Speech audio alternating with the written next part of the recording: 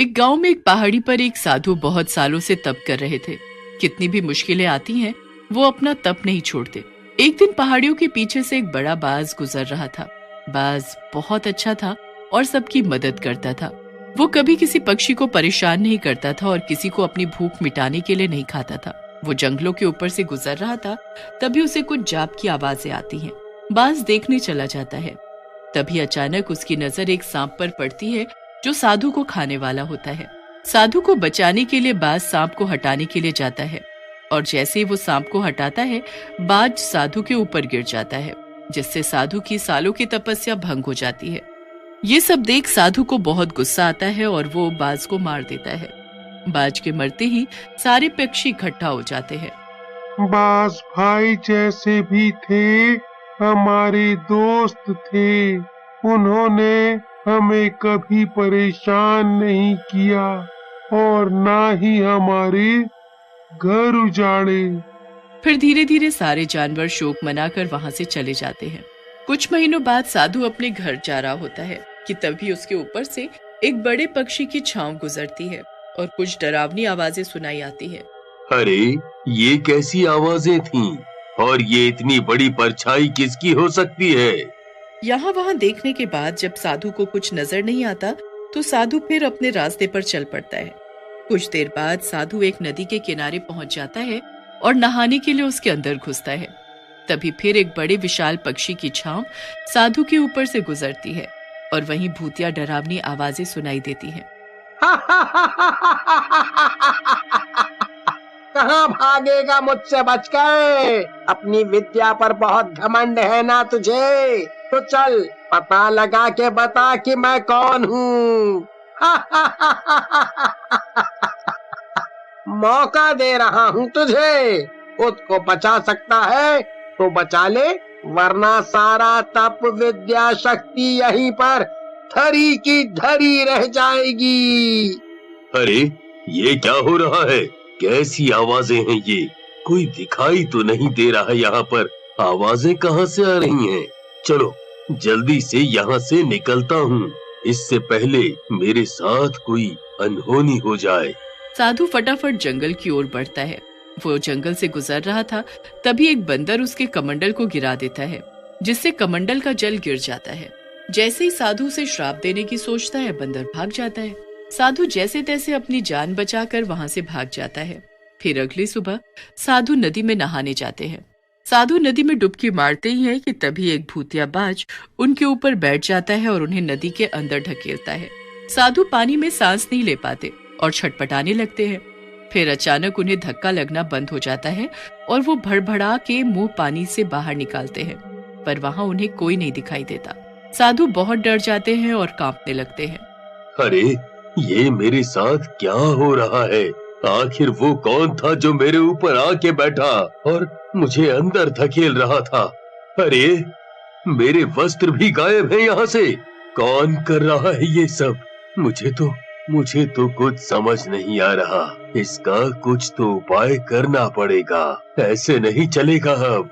साधु जल्दी जल्दी उन्हीं गीले कपड़े में घर आते हैं और रात को पूरी तैयारी के साथ एकांत में मंत्र जाप करना शुरू करते हैं, जिससे वो पता लगा सके कि आखिर ये सब कौन कर रहा है और क्यों। तभी अचानक उनके बगीचे में भूतिया बाज आ जाता है और जोर जोर से चिल्लाने लगता है, जिससे साधु की पूजा अधूरी रह जाती है। साधु को बहुत ज्यादा गुस्सा आता है। ये कौन है जो हर काम में विघ्न डाल रहा है? आज मैं इसे पकड़ कर ही रहूंगा। साधु अंधेरी रात में बाहर आकर देखता है, पर तब तक भूतिया बाज जंगल की ओर उड़ने लगता है। आज तू मुझसे नहीं बचेगा। तू जो कोई भी है, आज भस्म हो के ही रहेगा। और वो अंधेरी रात में जंगलों की तरफ भूतिया बाज के पीछे पीछे निकल जाता है। तभी पीछे से आवाज आती है। कहाँ भाग रहे हो साधु महात्मा? रुको, जरा इधर तो देखो। साधु जैसे ही पलट कर देखता है, उसके हाव भाव बदल जाते हैं। साधु के सामने एक विशाल भूतिया बाज था।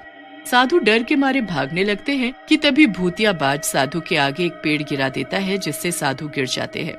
फिर भूतिया बाज साधु को पंजे में उठाकर पहाड़ी के बहुत ऊपर ले जाता है और कहता है, करो यहाँ तक। यहाँ कोई कुछ नहीं करेगा। बहुत शौक है ना, तप में विघ्न ना आए, नहीं तो भस्म कर दोगे। अब करो तप जितना करना है। कौन हो तुम? कौन हो? मुझे क्यों परेशान कर रहे हो? भूतिया बाज अपने खूंखार रूप में आ जाता है। उसके पंख कटे हुए, आंख लाल, गर्दन पर खून ही खून और बड़ी चोट। साधु ये देख बहुत घबरा जाता है और वहीं बेहोश हो जाता है। अगली सुबह जब साधु की आंख खुलती है, वो अपने आप को अपने घर पर पाता है। तभी वो रात के बारे में सोचने लगता है। मेरा तो सिर चकरा रहा है। आखिर ये सब क्या चल रहा है? रात को तो वो डरावना पक्षी मुझे पहाड़ी में ले गया था, तो मैं यहाँ कुटिया में कैसे आया?